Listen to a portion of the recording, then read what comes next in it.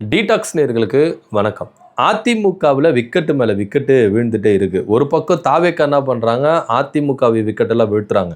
இன்னொரு பக்கம் திமுக என்ன பண்ணுறாங்க, அவங்க ஒரு பக்கம் கேம் விளையாடுறாங்க. இவங்க ரெண்டு பேருக்கு வித்தியாசம் இருக்குது. தாவேக்காவுக்கும் திமுகவுக்கும் அதிமுக எப்படி கபலீகரம் பண்ணுறாங்கன்றதுக்கு வித்தியாசம் இருக்குது.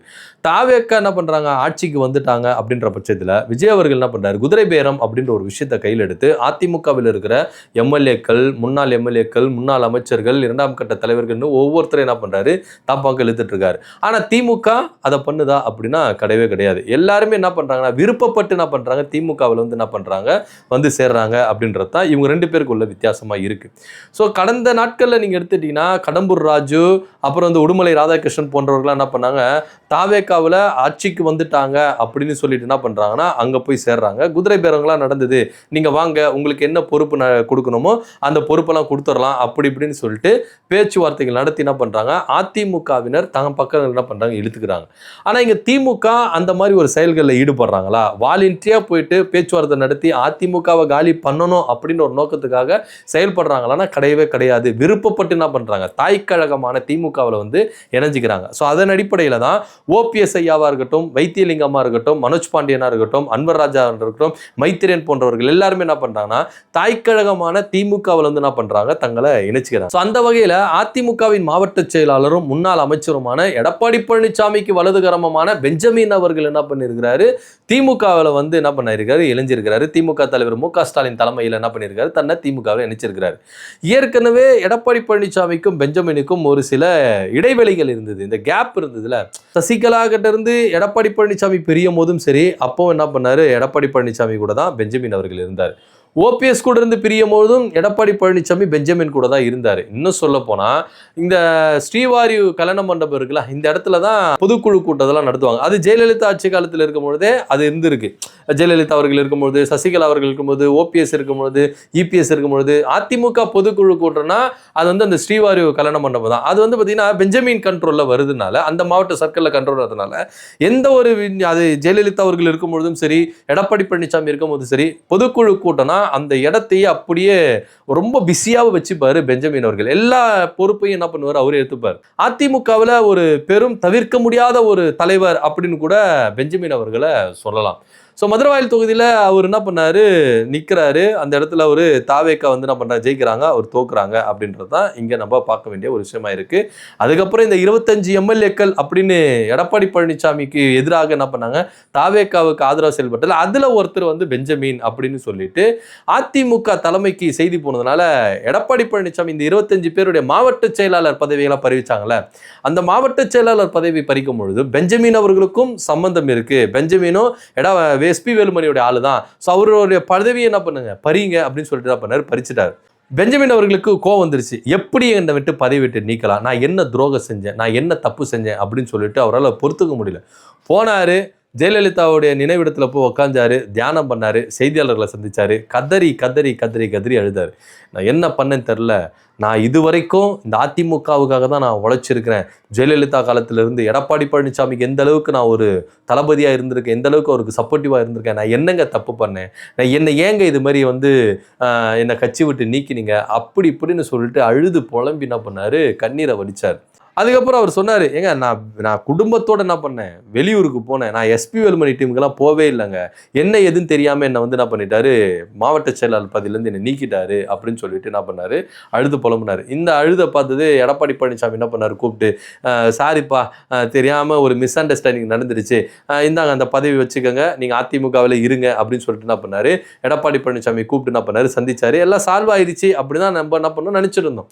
ஆனால் இருந்தாலும் ஒரு சின்ன மனசு கஷ்டம் பெஞ்சமின் அவர்களுக்கு இருக்கதான் செஞ்சது எடப்பாடி பழனிசாமி மேலே. ஸோ அதனாலேயே எடப்பாடி பழனிசாமி சந்தித்து வந்த பெஞ்சமின் அவர்கள் கொஞ்சம் இடைவெளியை வந்து என்ன பண்ணார், மெயின்டைன் பண்ணிட்டு இருந்தார். கேப் நிறைய விட ஆரம்பித்தார்.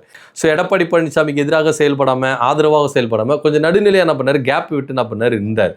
அந்த டைமில் அதிமுகவில் இருக்கிற பெரும்பாலான ஒரு முன்னாள் அமைச்சர்கள், எம்எல்ஏக்கள், அதே போல் மாவட்ட செயலாளர்கள், மாநில பொறுப்பில் இருக்கிறவங்க, முன்னாள் எம்பிக்கள் எல்லாருமே என்ன பண்ணாங்கன்னா கொத்தையாக என்ன பண்ணாங்க, தாவேக்கால போய் இணைஞ்சாங்க. இந்த விஷயத்தை தாவேக்கா வந்து அண்டர் டீலிங்கில் பயங்கரமாக பண்ணாங்க அப்படின்ற ஒரு குற்றச்சாட்டும் இருக்குது.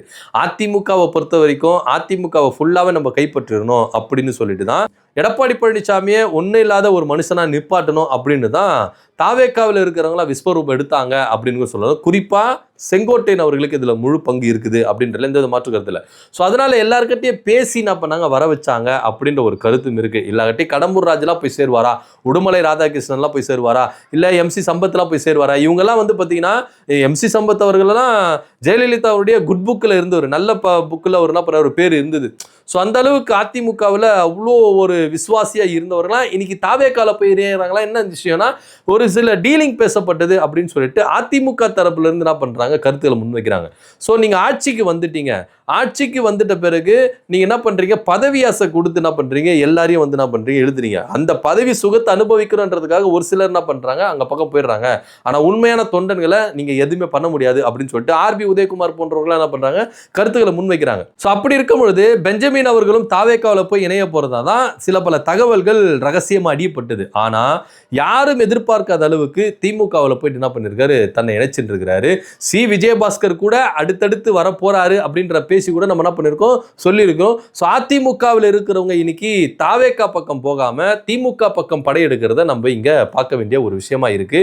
இப்போ திமுகவும் அடுத்த பாய்ச்சலுக்கு ரெடி ஆயிட்டாங்க. ஏன்னா தன்னுடைய மாவட்ட செயலாளர்கள் இருக்கிற கிட்டத்தட்ட 76 மாவட்ட செயலாளர்களை வச்சிருக்கிறாங்க.